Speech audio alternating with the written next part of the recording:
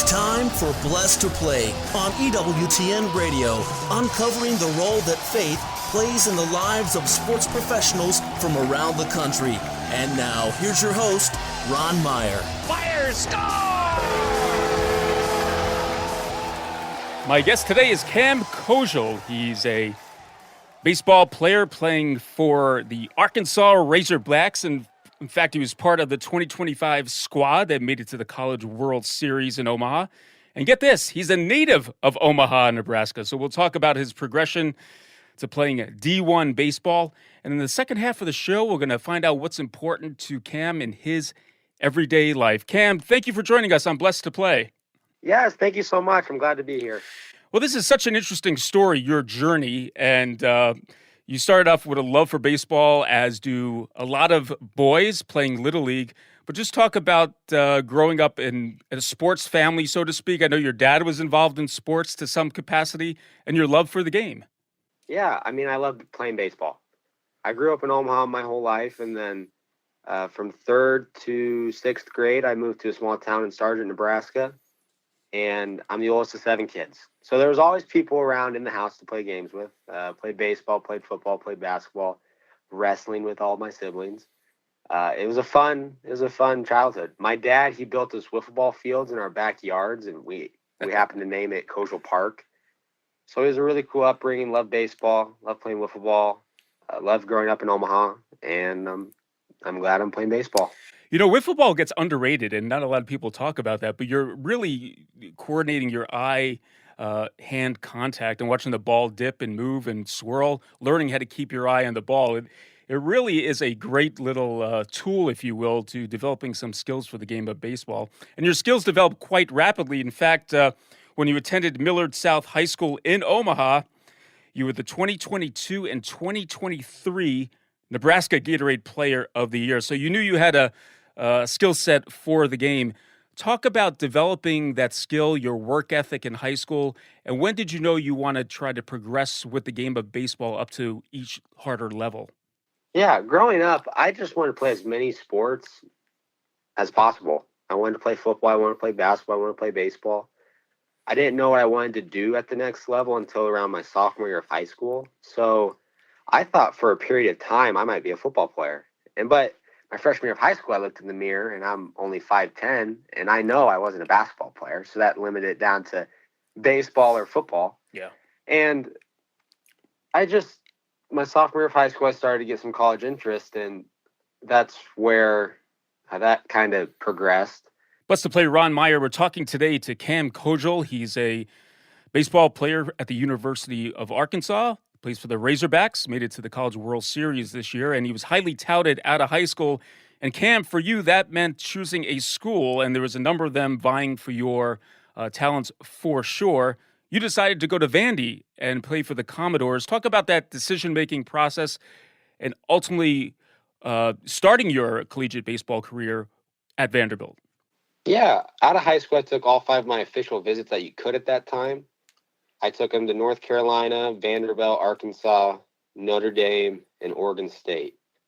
And I loved all those schools. They all had great things about them. It was a really tough decision for me and my family, but I ended up choosing Vanderbilt. We made a bunch of rankings and ranked all the schools from facilities all the way down to extra things you could do in the city, to how far away it was from home, to all those things. And we made our rankings, and Vanderbilt and Arkansas were very close at the top of the list, but I ended up choosing Vanderbilt to play for Coach Corbin, and I had a lot of good friends going to Vanderbilt also that I knew previous, and I don't regret the decision at all. I loved Vanderbilt, and it was a fun place to play. And he did quite well at Vanderbilt. In fact, as a true freshman, your slash line was 284, 349, and 439 with 5 home runs and 28 RBI. But Cam, Vanderbilt wasn't your last stop as a collegiate baseball player. As I mentioned in the opening, you do play for the University of Arkansas, and you decided to go there. You went into the transfer portal. And talk about that decision. So many different decisions go on in a ball player's life now with the transfer portal, but you decided to go play for the Razorbacks. Take us through that decision. Yeah, there was a lot that went into the decision. There were some coaching changes made at my previous school. and just some changes to the program. And I thought it might be best for me and my family to look otherwise. It took me the last day that you could actually enter the transfer portal to enter the transfer portal. And I did that while I was playing the Cape Cod League that summer. It was a hard thing to do, but I mean, God always has a plan, and it ended up being a marvelous thing for me and my family. We went to the College World Series, which was always a goal of mine. And that's a big reason why I wanted to go to school instead of sign out of high school and turn down that opportunity. So I'm glad I ended up at Arkansas. Coach Van Horn and Coach Thompson, I already had previous contact with them from taking an official visit to Arkansas to high school and already being recruited that way. So I felt very comfortable with the coaching staff and everything about the University of Arkansas. Well, here comes the story, the storybook story, if you will. You go to the University of Arkansas. You grew up in Omaha, Nebraska. In fact, your dad was part of the grounds crew at the then Rosenblatt Stadium. So the very stadium that hosts the College World Series, your dad was very accustomed to, as were you as a young boy. And you made it to Omaha as a Razorback. When you made it, when you won that region and you know you're going to Omaha, what were you thinking at that time based on your childhood, your history, and now returning to Omaha to play in the biggest series collegiately? Yeah, I felt very blessed. A lot of hard work, and a lot of people made sacrifices in my life to be able to play baseball at a high level. It made me think about all those early mornings and just kind of late nights with my dad and all that sort of thing. All those things you do to prepare for that moment to be able to get to Omaha. So it was a really cool moment for all of us in Arkansas. It was a really close team, and it was a very special group of guys to play with. Of course, we had the Golden Spikes winner there at shortstop and one of the best catchers in the country catching, and some of the best pitchers in the country, and now are going to be professional baseball players. Great outfielders. I could go on and on, but that was just a very special team coached by a very special man and Coach Van Horn. And it was a very cool experience. Plus, to play Ron Meyer. Once again, we're chatting today with Cam Kozeal, part of the Arkansas Razorback baseball team. We're talking about his experience playing at the College World Series. And okay, so you have the best of the best teams at in Omaha, and you're playing against them. What was different about playing all of these best teams in the nation compared to your regular season schedule? We play in the SEC, so playing in the SEC, it's a gauntlet, and every weekend's tough. It doesn't matter who you're playing because you can get beat by anybody. Every team in the SEC has amazing arms. They have great hitters, and so I think playing in the SEC really prepares you for the postseason. When you get to the postseason, every team's out to get you, and every team's extremely good, and that's why they're there. So I think we were prepared going into the postseason, and we had a little bit of some struggle throughout the season. We had a little bit of a rough patch at LSU and Florida, and Texas A&M came into our place and won a series there. It was a very weird series, but they won it. So I think that adversity that we went through those 3 weeks, and then we kind of found the light at the end of the tunnel and started playing better. And then we just rolled into the postseason. We were clicking on all cylinders, hitting and pitching. So I think playing in the SEC can really prepare you for the postseason. But when you get to Omaha, it's anyone's game, and that's really what we thought. You had great teams like UCLA, or obviously LSU is an amazing team. So I think we were prepared and we were ready to go.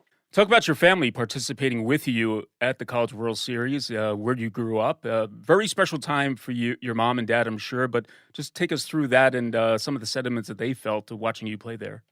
Yeah, of course. My dad, he obviously worked on the grounds crew, and he's done that most of his adult life. I remember going to Rosenblatt with him. At that time, Jesse Cuevas was the head grounds guy, and I still remember running through those hallways and being in those bleachers watching Omaha Royals games and the CWS.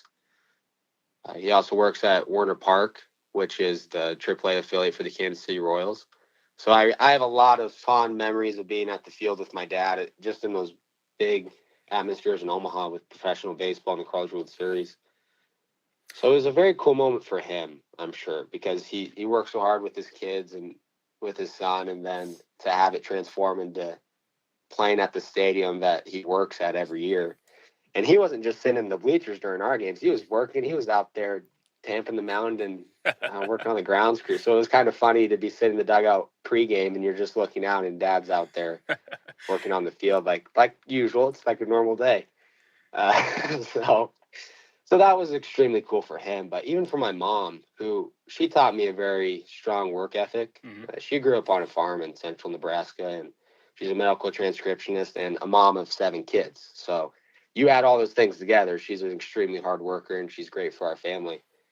And that was very cool for her. There were a lot of tears from mom, whereas dad, it was more of hugs and that sort of thing. So he had both sides of the spectrum there. Yeah. There's not a lot of kids from Omaha who go and play super high level baseball. So maybe it's a reminder to them that if they work hard and do things the right way, they'll be able to play at that level someday. And maybe other kids too throughout the city. So that's kind of an impact I hope I left. But I loved seeing my siblings at the games. I have 4 brothers and 2 sisters, and I can name them all right now, but it take a long time because there's a lot of them. And it was really cool seeing them at the stadium. I loved that they were there and they were excited and Chan Woo Big Sui. That's great stuff. Okay, we're going to continue our discussion with Cam Kozeal on the other side of Blessed to Play. We'll talk about what's important to him in his everyday life. Stay with us.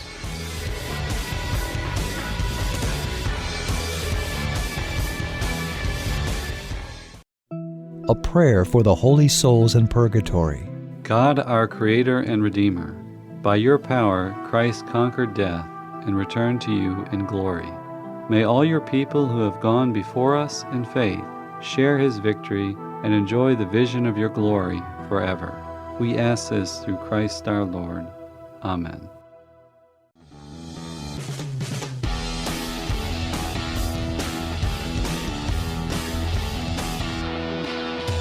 Welcome back to Blessed to Play. Ron Meyer joined today by Cam Kozeal. What a talent for the game of baseball, folks. He plays for the Arkansas Razorbacks. And as I mentioned, he was part of the 2025 squad that made it to the College World Series in Omaha, Nebraska, a city where he grew up in. So how about that? His dad was he worked on the field, part of the grounds crew. So Cam was used to this environment and got to share it with his family. What better experience than that? But more importantly about Cam, he has a great talent, and his talent, as we say on the show repeatedly, doesn't define who we are. It defines what we do. But he grew up on a farm, and he grew up Catholic. And I know, Cam, the Catholic faith is very important in your everyday life. It's a part of who you are, and a part of who you are as an athlete, as a man. But just talk about your upbringing and how Catholicism became very important to you. Yeah, so I think I kind of grew up in one of those typical big Catholic families. Oldest of 7 kids. We were at Mass every Sunday. Even around baseball tournaments and everything like that, we were at Mass on Sunday. We were finding the Mass time. My mom converted to Catholicism when I was in the 4th or 5th grade. So that was really cool to see her go through her faith kind of transformation. But the faith has always been extremely important to me and my family. My dad is a great role model for the faith. This past weekend, we went to the Shrine of the Most Blessed Sacrament on a family retreat, which obviously Mother Angelica founded, who also founded EWTN. So that was a really cool experience this past weekend, going there to the shrine. So Catholic faith is extremely important to me and my family.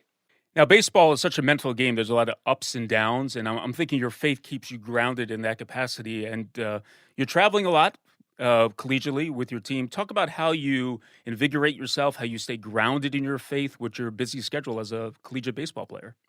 Yeah, I think Focus Ministries, which are on every college campus, that has helped me a lot in my faith. I think those are extremely important, that they're out there on college campuses and spreading the faith to other kids and keeping Catholic kids Catholic. I was very fortunate at Vanderbilt and Arkansas to have great Focus Ministries. I had Jackson Holland at Vanderbilt, and now I had Barrett Gregory at Arkansas, who were both incredible men and just great mentors in the faith. So they're always checking in on me during the season. I also really like to journal. So I journal pretty regularly daily. And some of it will be prayers, some of it will be reflections. So I think that's a great way I stay grounded. I like to pray a rosary pregame. So I started doing that. In Omaha, there was a lady from my high school, Millard South. She was a librarian, and she made me a custom Razorbacks rosary. with baseball beads, and there's a Razorback logo on there with Mary and everything. It's pretty awesome. So I got a cool rosary now. I really like that. I also like to read The Way by St. Jose Maria Escriva pregame. I think that's a great little booklet if anyone's ever looking for a little booklet to read. So I like to keep it in my pregame routine. I also like to listen to the Gregorian chants pregame. That's something that I started doing actually this year. And there's just something peaceful about that. And that was every game through my headphones. That seems to really ground me and keep my heartbeat slow and just keep me grounded. So it's interesting. Your lifestyle is very Catholic as well. Do you get a lot of questions from your teammates? I know when I played baseball, and there's so much downtime, whether you're shagging balls or taking BP, there's so much downtime, so much time for discussion. And I know that you're playing with players that come from various faiths, if they have faith at all. Talk about those discussions about actually being Catholic on a baseball team and some of the, how do I say it, some of the questions that you might get from your teammates. Yeah, it is. It's not hard because it's just kind of who you are and you just have to be yourself. But I'll tell you a fun little quick story. Coach Norm DeBryan, who coached at Arkansas for a very long time, and he brought the program to prominence, made a very successful baseball program. He is now a deacon at the parish, the University Parish there in Fayetteville. And he's a deacon. So every year I like to get my bat and my glove blessed before the season. It's just something I started doing in high school. So I call him that day and I ask him if he can come bless my bat and my glove. And he was like, I'll be there in 10 minutes with my book of blessings and everything with the holy water. He was so excited. And I was excited too. So he came to the field and I just got done taking a shower because it was after a practice. And I'm just there in the locker room in my towel. And he comes in and he goes, "Where's Kozeal?" And I turn around, I'm naked in my towel, and I turn around and he's right there, and he's coming over to my locker with all of his stuff. And there were other guys in the locker room too. It was right after practice, so it was kind of funny. He came over to my locker and we said a prayer, and he blessed my stuff, and he ended up blessing the whole team and just the locker room. And you got some looks because not every day you see a deacon come in there with holy water that he's spraying everywhere and his book of blessings. So that was a really cool story, and I would say that I attribute that to most of the success we had this season.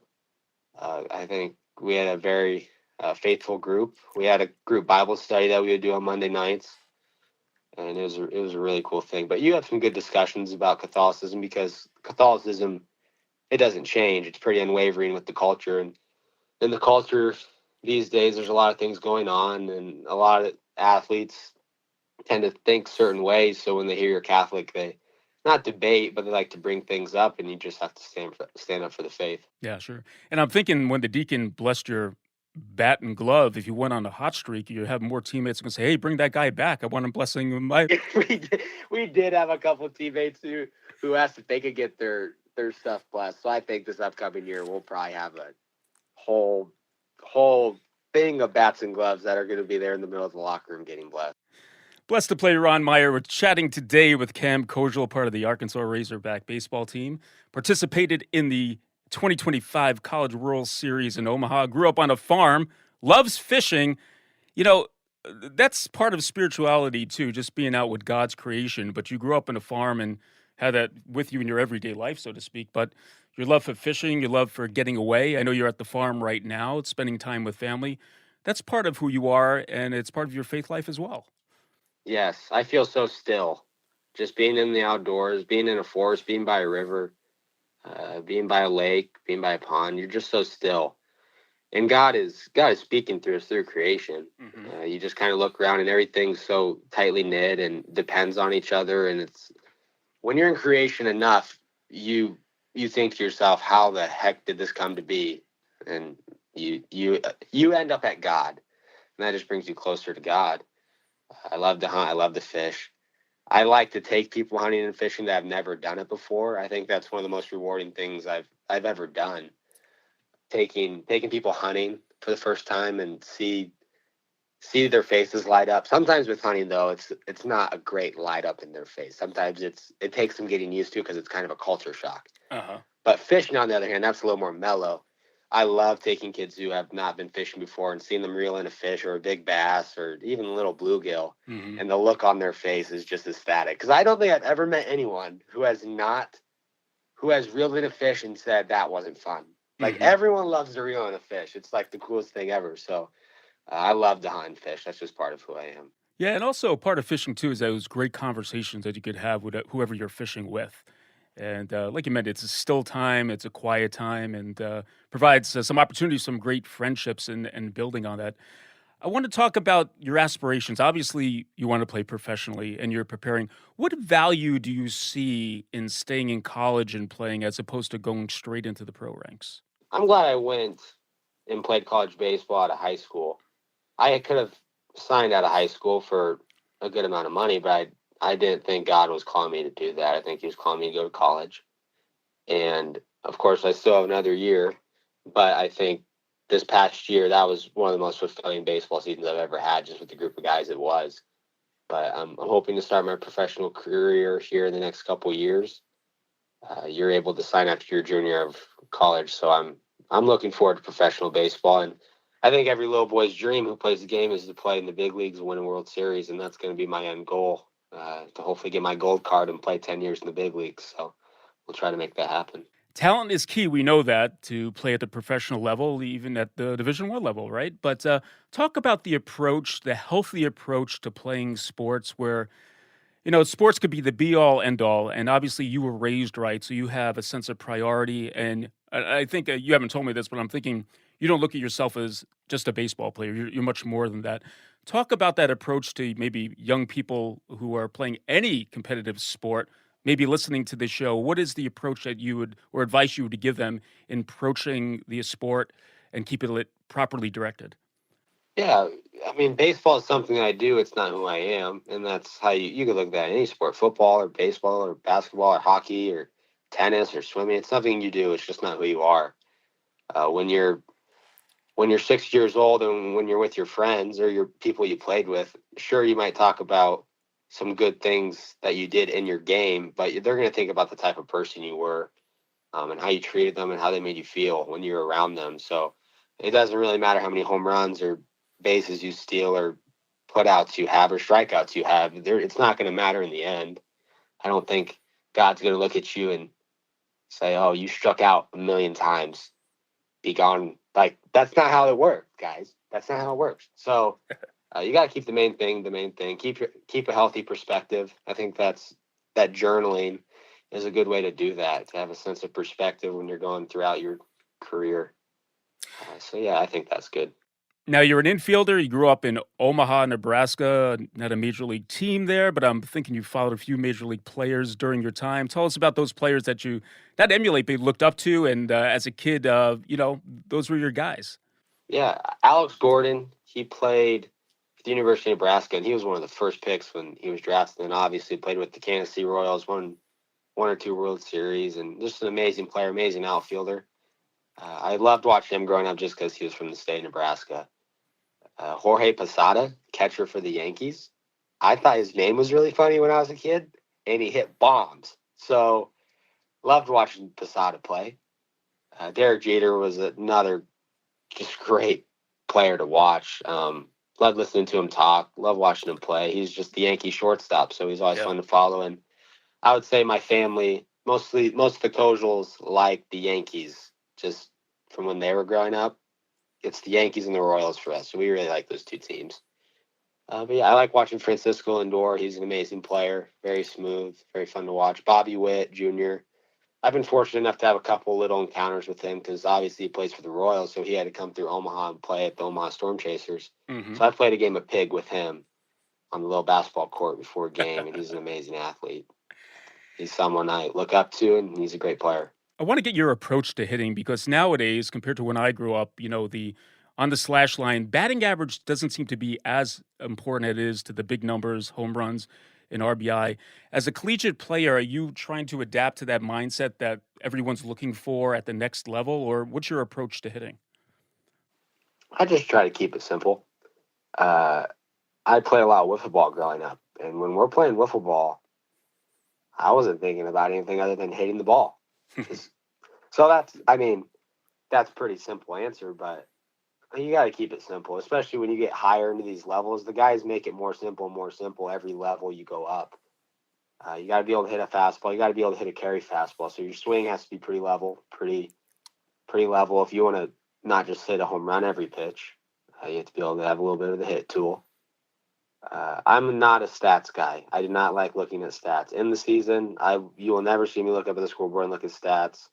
I won't look it up. I just won't do it because if they're good or they're bad, they'll just get in your head either way. At the end of the season, I'll do a little reflecting over the stats because stats do tell you some things. Mm-hmm. But during the season, I will never, ever look at stats. And guys know that who are my friends. They won't talk about it with me because I think it's a cause for you to worry either way.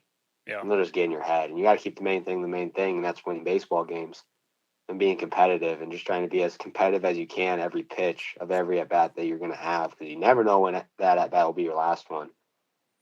So I'm not a huge stats guy, sadly, but I hope that answers it. No, that's a great approach. Only you can control the controllables, and you like you said, you keep it simple, which I think for the game of baseball is very important, or your mind could go in every which direction. Well, Cam Kozeal has been our guest, folks. Had a really great year, not only on the baseball diamond, but being able to play in the College World Series in his hometown, but also talks about why faith is important in his everyday life. Cam, all the best to you. I know there's some great things in store for you collegiately and as you go in the pro ranks. And thanks for sharing a little bit about you and your journey right here on Blessed to Play. Yes, thank you. This was awesome. Hey, Blessed to Play fans, check us out on the web at blessedtoplay.com. That's blessed, 2play.com. You can like us on Facebook. Hit us up on the platform X at Blessed to Play. For Cam Kozeal, I'm Ron Meyer. Thanks so much for joining us right here on Blessed to Play. You've been listening to Blessed to Play with host Ron Meyer on the EWTN Global Catholic Network. If you have a question or comment about today's show, feel free to email us at info@blessedtoplay.com. That's blessed, 2play.com. You can also connect with the show on the web at www.blessedtoplay.com. Again, that's blessed, 2play.com. Join us again next time for Blessed to Play on the EWTN Global Catholic Network.